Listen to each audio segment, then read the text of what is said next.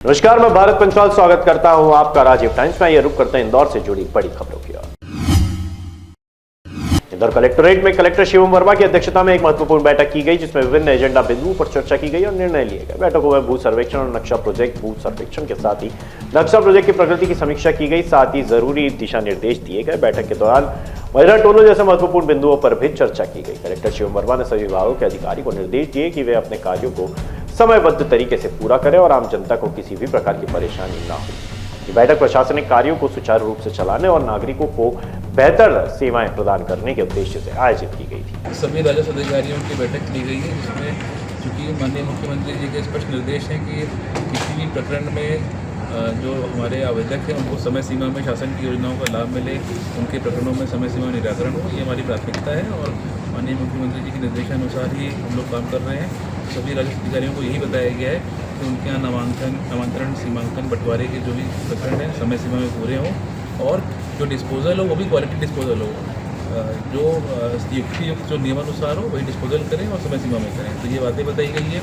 CM helpline के जो pending cases हैं उनके निराकरण के लिए भी निर्देश दिए गए हैं और जो शासन के हमारे पक्ष होते हैं, जैसे न्यायालय में वरिष्ठ न्यायालयों में रखने होते हैं, उसको मजबूती से रखा जाए, इसके लिए भी उनको बताया गया है। और हम लोग आने वाले समय में अपने लीगल केसेस की मॉनिटरिंग के लिए भी कुछ प्रयास कर रहे हैं, कुछ सिस्टम बना सकें ताकि सबको सहूलियत हो और कुछ SOPs बनाए जाएँ कि हमारे जो प्रकरण होते हैं उसमें क्या SOP फॉलो करना चाहिए ताकि हम लोग बेहतर काम कर सकें, नामांतरण सीमांकन बंटवारे।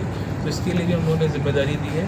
हमारे एडिशनल कलेक्टर जो हैं उसके लिए एक SOPs बनाएंगे और सभी फिर सारे जो तहसीलदार हैं, नायब तहसीलदार, पटवारी, सभी लोग की इसमें डिटेल ट्रेनिंग वगैरह होगी और हमारा कोशिश यही है कि हम समय सीमा में सभी आवेदकों को मतलब नियमानुसार निराकरण कर सकें। सर, नोटिस भी देखते हैं कट पेस्ट की परंपरा लगी हुई है। नहीं, इसीलिए मैंने कहा कि एक अच्छा फ्लो चार्ट बने, कैसे कोई कार्य बेहतर करना है, कब नोटिस देना है, नोटिस में क्या क्या चीज़ों का ध्यान रखना है, किस प्रकार हमको समय देना है, फिर आगे क्या कार्रवाई करनी है। तो इसका एक SOP बनाया जाएगा और फिर सभी लोग की इसमें ट्रेनिंग करा के उसका पालन हो और ऐसा होगा तो इससे ना सिर्फ हम जो हमारे जो नागरिक हैं उनको हम लोग बेहतर सेवाएं दे पाएंगे, बल्कि जब न्यायालय में प्रकरण जाते हैं तो हमारा शासन का जो पक्ष होगा वही मजबूती से।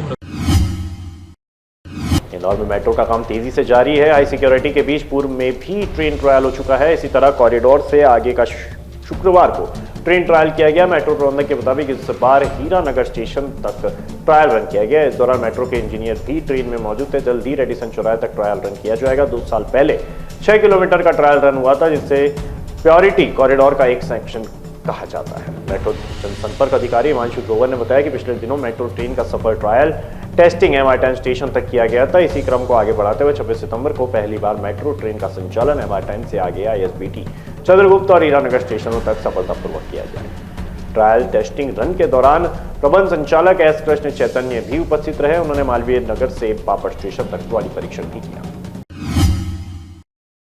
क्राइम ब्रांच ने अंतर्राज्य चरस तस्कर को 520 ग्राम चरस के साथ गिरफ्तार किया है, जिसकी कीमत 25 लाख रुपए बताई जा रही है। आपको बता दें, इंदौर क्राइम ब्रांच टीम को मुखबिर से सूचना मिली थी कि चित्रगुप्त चौराहा निपानिया रोड पर एक संदिग्ध व्यक्ति खड़ा हुआ है। सूचना पर क्राइम ब्रांच की टीम मौके पर पहुंची और युवक को हिरासत में लेकर पूछताछ की। उसने अपना नाम दीपक कुशवाहा होना बताया।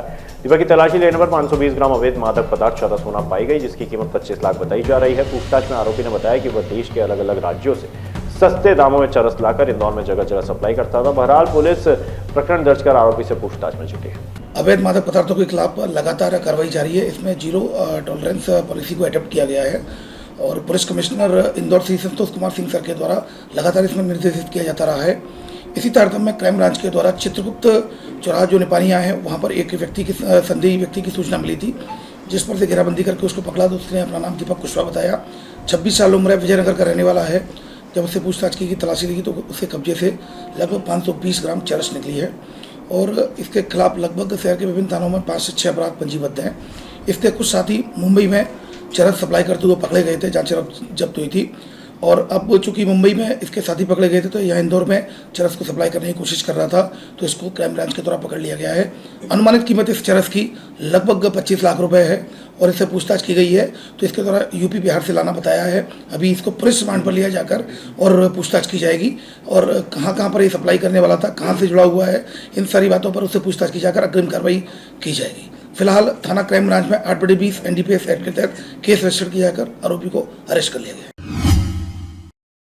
आयकर विभाग ने बुधवार और गुरुवार को इंदौर प्रीमियर और ऑपरेटिव बैंक लिमिटेड के कार्यालय में सर्वे की कार्रवाई की। ये कार्रवाई स्पॉट वेरिफिकेशन के रूप में की गई। विभाग को जानकारी मिली थी कि बैंक ने वित्तीय वर्ष 21-22 से 24-25 के बीच 60 खाता धारकों द्वारा नगद जमा की जानकारी विभाग को नहीं दी है। खातों में 132 करोड़ रुपए नगद जमा किए गए थे। जमा करने वालों में कोई सोसाइटियां भी शामिल हैं।